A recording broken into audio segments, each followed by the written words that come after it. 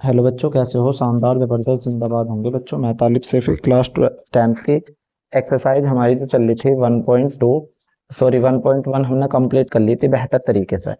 आज जो हम सीख रहे होंगे बच्चे, एक्सरसाइज 1.2 के इम्पोर्टेंट क्वेश्चन, बहुत इंपॉर्टेंट क्वेश्चन आ रहे हैं एग्जाम में आप लोगों के, है ना। कि एक्सरसाइज 1.2 है, एक्सरसाइज क्या हुई बेटे? थोड़े से एक मिनट रुक जाओ। एक्सरसाइज 1.2, उसका क्वेश्चन नंबर क्या हुआ होगा बेटे? पहला ही होगा। और ये आप लोगों के एग्जाम में बहुत बार एग्जाम में आकर हैं कि सिद्ध करो, कि सिद्ध करो कि रूट 3, रूट 5, रूट 7 कैसी संख्या होकर है बेटे? एक अपरिमेय संख्या होकर है। तो इसको आप लोग बेहतर तरीके से सीख पा रहे होंगे, अच्छे तरीके से सीख पा रहे होंगे। तो अल्लाह ने चाहा तो बच्चों बहुत अच्छे तरीके से आप लोगों के सामने क्वेश्चन होगा, और उसको एग्जाम में जब आएगा तो आप लोग बेहतर तरीके से उस क्वेश्चन को बना पा रहे होंगे। राइट। एक्सरसाइज हमारी होगी बेटे, नई वाली एक्सरसाइज है। एक्सरसाइज क्या भी एक्सरसाइज है? 1.2, है ना। उसका क्वेश्चन नंबर पहला ही होगा। क्या कह रहा है बेटे? एक्सरसाइज 1.2 का क्वेश्चन नंबर पहला कह रहा है, सिद्ध कीजिए कि रूट 5 एक अपरिमेय संख्या है। सवाल लिख दूं बेटे मैं? थोड़ा सा इसे रफ कर दूं बेटे 1.1 को, तो कोई दिक्कत ना। तो आप लोग बताएंगे सवाल क्या होगा बेटे? प्रश्न नंबर 1, सवाल होगा प्रश्न नंबर 1, क्या सिद्ध कीजिए, क्या सिद्ध कीजिए, बहुत अच्छा प्यारा सवाल है। सिद्ध कीजिए कि रूट 5, रूट 5 एक कैसी संख्या है बेटे? एक अपरिमेय संख्या है। कैसी संख्या है बेटे बच्चे? अपरिमेय संख्या है। मेरे बच्चे सबसे पहले ऐसे सवाल जो आकर हैं बेटे, ये बहुत इंपॉर्टेंट है। हर एग्जाम में कोई सा एग्जाम आप एग्जामिनर से बचा होगा जो वो सवाल एग्जाम में आप लोगों को नहीं दे रहे होंगे। तो बच्चों एग्जामिनर को बहुत अच्छा प्यारा सवाल लगता है कि सिद्ध कीजिए कि रूट 5 एक अपरिमेय संख्या है, और सिद्ध कीजिए कि रूट 3 एक अपरिमेय संख्या है। ये भी आप लोगों को बेहतर तरीके से बताना होगा। और बच्चे ये भी पूछ सकता आप लोगों के सामने, रूट 5 के जगह बेटे रूट 5 के स्थान पर आप लोगों से रूट 2 भी आ सकता, रूट 7 भी आ सकता। तो घबराने वाली बात नहीं होगी।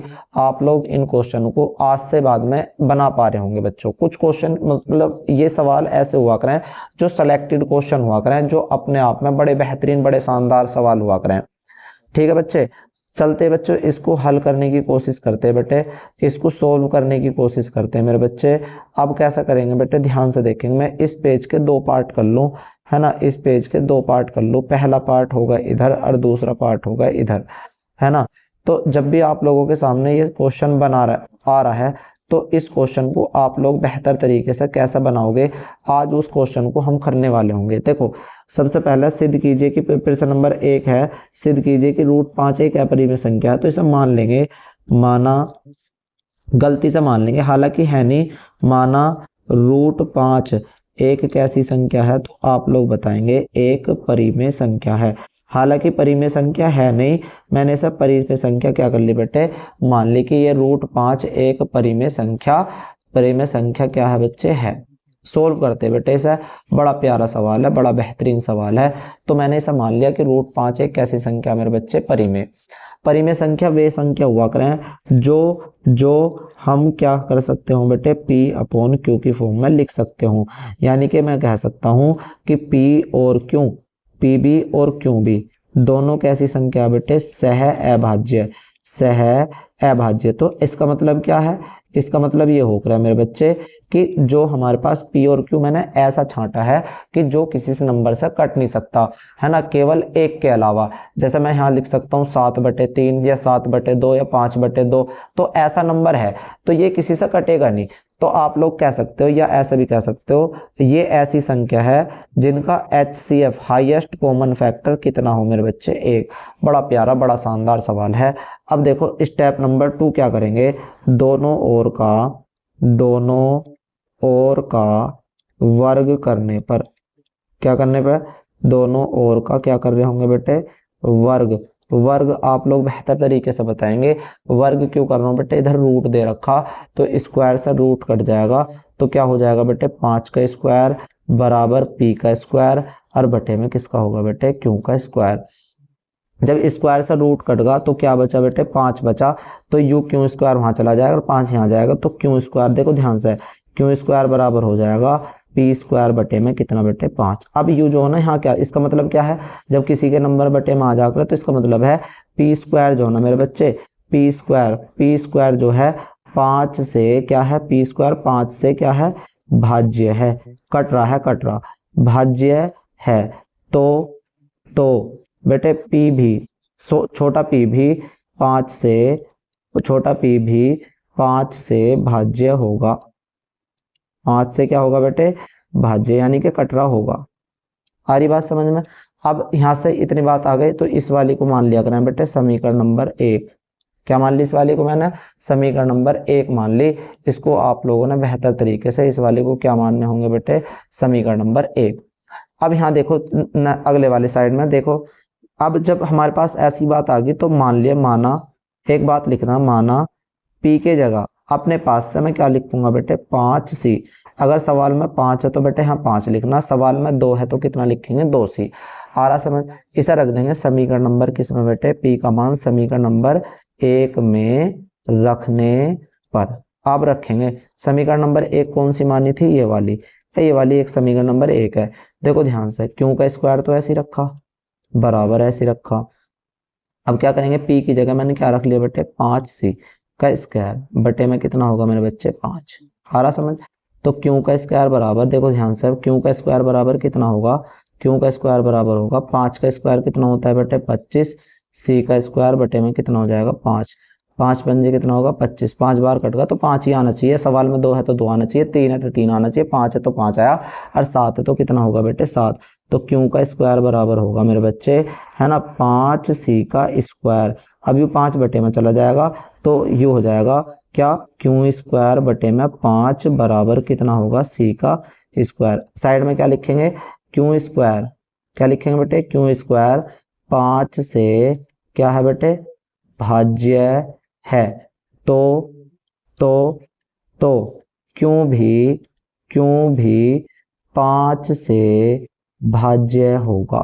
इतनी बात समझ में आ रही बेटे। जब भी आप लोगों के सवाल आ रहा तो आप लोगों को बेहतर तरीके से इस टाइप से करना, आप लोगों को अच्छे तरीके से। बेटे आगे चलते हैं, थोड़ा सा और काम, मतलब ये तो होगा यहाँ तक में, मान लो खत्म होगा। अब हमें जो है ना बेटे 3 लाइन लिखनी पड़ेंगे, 3 पॉइंट लिखने पड़ेंगे जो आप लोगों को याद करने होंगे बेहतर तरीके से। ठीक है बच्चे। अब देखो ध्यान से कैसे करेंगे, कैसे याद करेंगे बच्चे।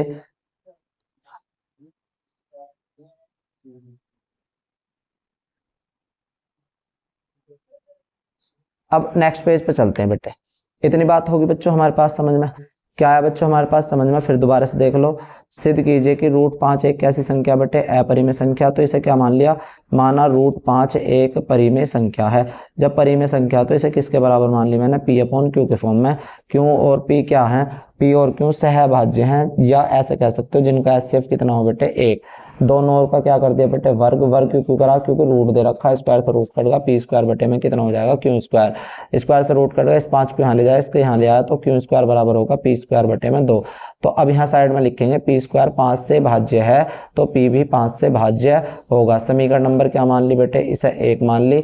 अब ऐसे ही से पी बराबर कितना हो जाएगा बेटे, 5c। अपने पास से मान लिया कि पी की जगह मैं क्या रख सकता हूँ बेटे, 5c रख सकता हूँ समीकरण नंबर 1 में रखने पर।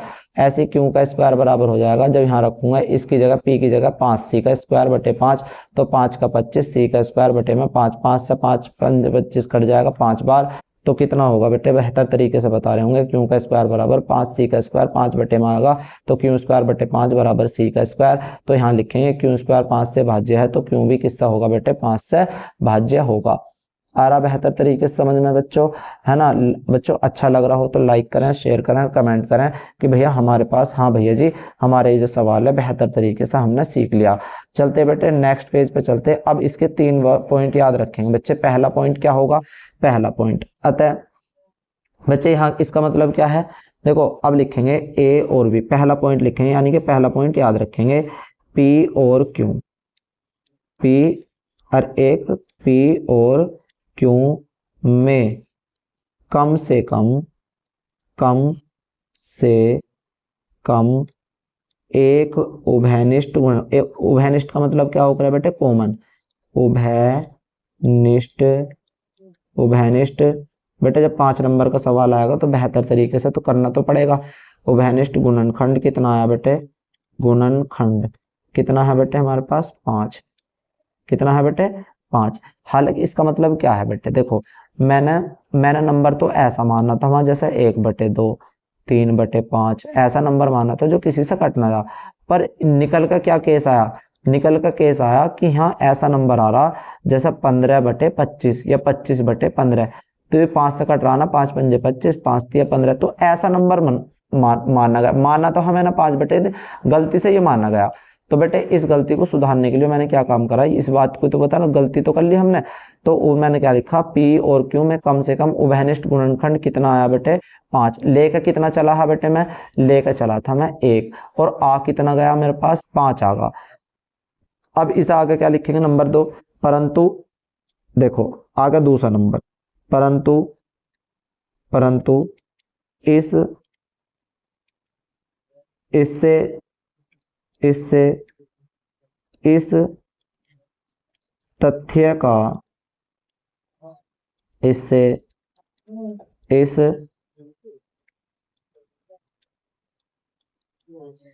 इस इससे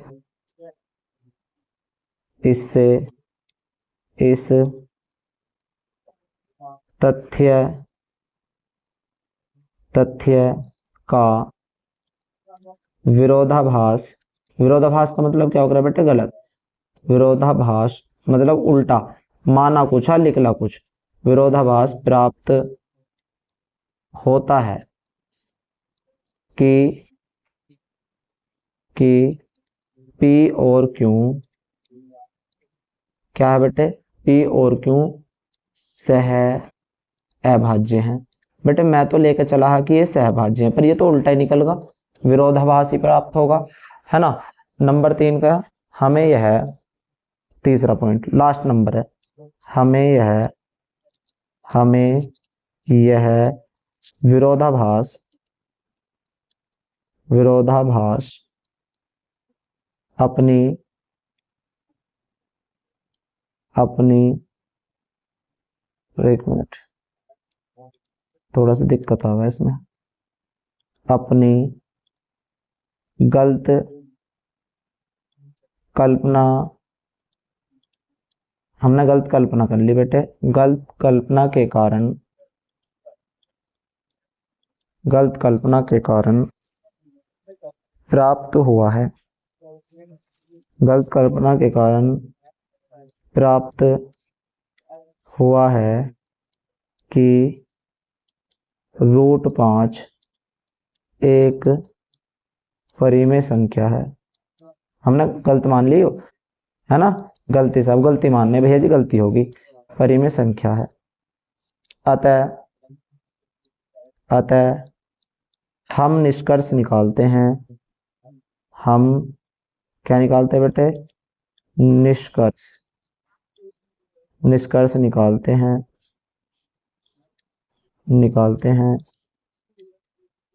कि √5 एक अपरिमेय संख्या है। आगे बात समझ में, है ना, अपरिमेय संख्या है। तो बच्चों ये अगर 3 लाइन नहीं लिखोगे तो आप लोगों का सवाल गलत माना जाएगा। अगर बच्चों लिख दोगे तो बच्चों पूरे पूरे नंबर मिलेंगे। ठीक है, अगले पेज पे चलते हैं बच्चे। क्वेश्चन नंबर इसी का करते हैं बेटे। अब आएगा क्वेश्चन नंबर, ऐसे दूसरा और ही करा रहा हूं इसके टाइप से। सिद्ध कीजिए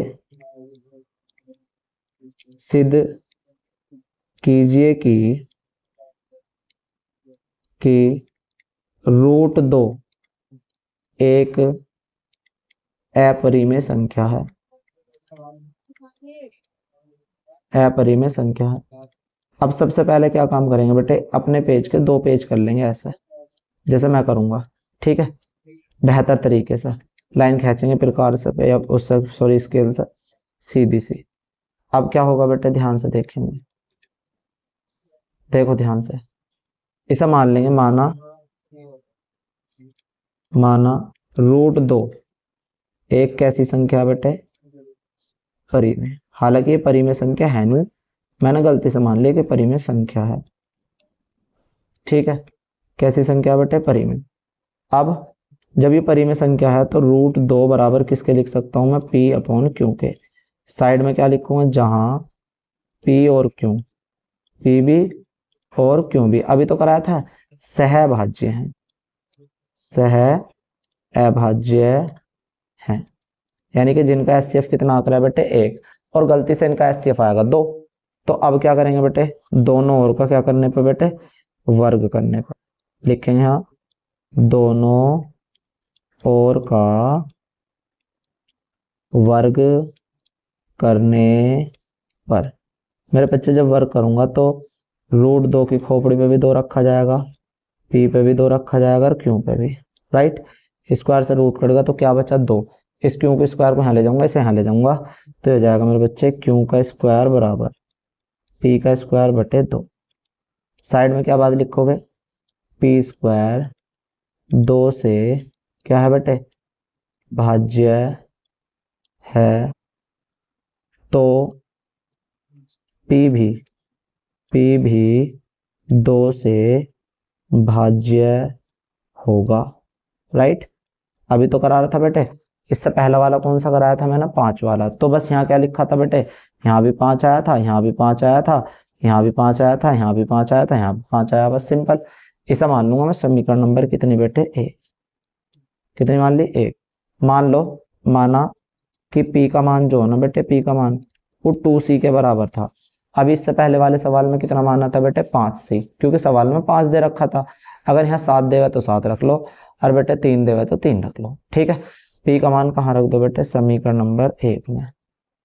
1 में रखने पर रखो मेरे बच्चे, समीकरण 1 कहाँ है? ये रही।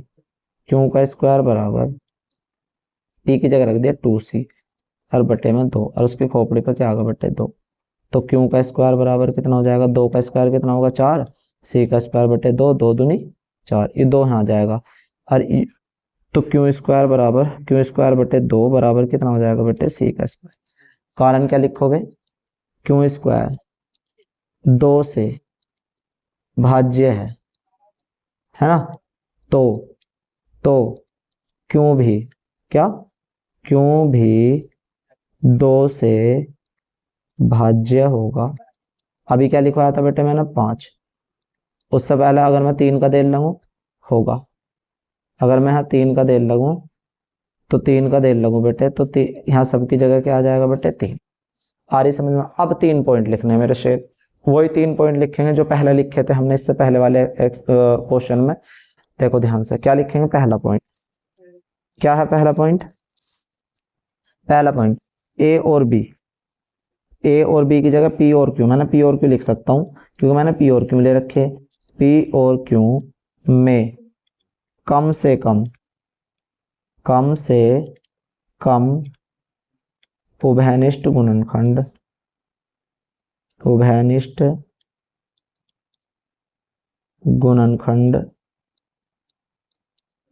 कितने बेटे? 2 हैं। कितने हैं? 2। आगे क्या होगा बच्चे? ध्यान से देखेंगे नंबर 2। परंतु इससे इस तथ्य बार बार गलत, आदत है तथ्य, इससे इस तथ्य का विरोधाभास प्राप्त होता है कि पी और क्यू सहअभाज्य हैं। लिख दोगे बेटे इतनी बात? बस 2 बात तो कि एक और लिखनी है, तीसरी क्या आया बच्चों हमारे पास? परंतु इससे इस तथ्य का विरोधाभास प्राप्त होता है। हमें यह ये बेटे लाइन याद करेंगे जैसे मैंने कर रखी है। हमें यह विरोधाभास विरोधाभास अपनी गलत कल्पना के कारण, जो हमने गलत कल्पना कर ली, कल्पना के कारण कारण प्राप्त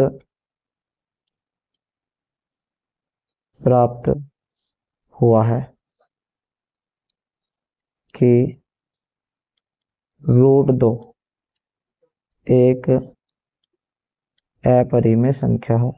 सॉरी, गलत कल्पना क्या कर ली बच्चे हमने, कि एक परिमेय संख्या है।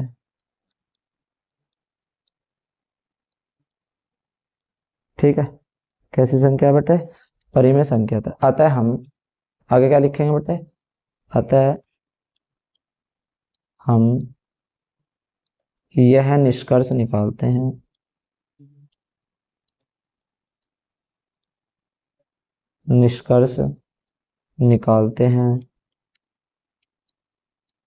कि √2 एक परिमेय संख्या है, सॉरी अपरिमेय संख्या है। सही है, कैसी संख्या बेटे, अपरिमेय संख्या है, और ऑलरेडी है भी। ये क्या करना था बेटे, हैंस प्रूफ। जब तक ये 3 बात नहीं लिखोगे आप लोग बच्चों एग्जामिनर को, है ना, तो उन्हें मतलब गलती लगेगा सवाल। तो बेटे ये बात लिखनी जरूरी है। पहली लाइन क्या लिखोगे, पी और क्यू में से कम उभयनिष्ठ गुणनखंड 2 है, परंतु इससे इस तथ्य का विरोधाभास प्राप्त होता है कि, है ना, कि पी और क्यू सहभाज्य हैं। हमें यह विरोधाभास अपनी गलत कल्पना के कारण प्राप्त हुआ है कि √2 एक परिमेय संख्या। अतः हम यह निष्कर्ष निकालते हैं कि √2 एक अपरिमेय संख्या है। बच्चों थैंक यू। बच्चों आप लोगों को बेहतर लगा हो सवाल तो बच्चे लाइक करें, शेयर करें और कमेंट करें कि भैया जी हमें इतने अच्छे तरीके से सवाल समझ में आ चुका। तो बच्चों घबराए ना, है ना, बेहतर तरीके से रिजल्ट बनाना है। अल्लाह ने चाहा तो बच्चों इतना अच्छा रिजल्ट होगा, इतना अच्छा रिजल्ट होगा कि आप लोग उसको जितनी उम्मीद लगाए बैठे हैं उससे भी बच्चों बेहतर रिजल्ट आएगा। Thank you.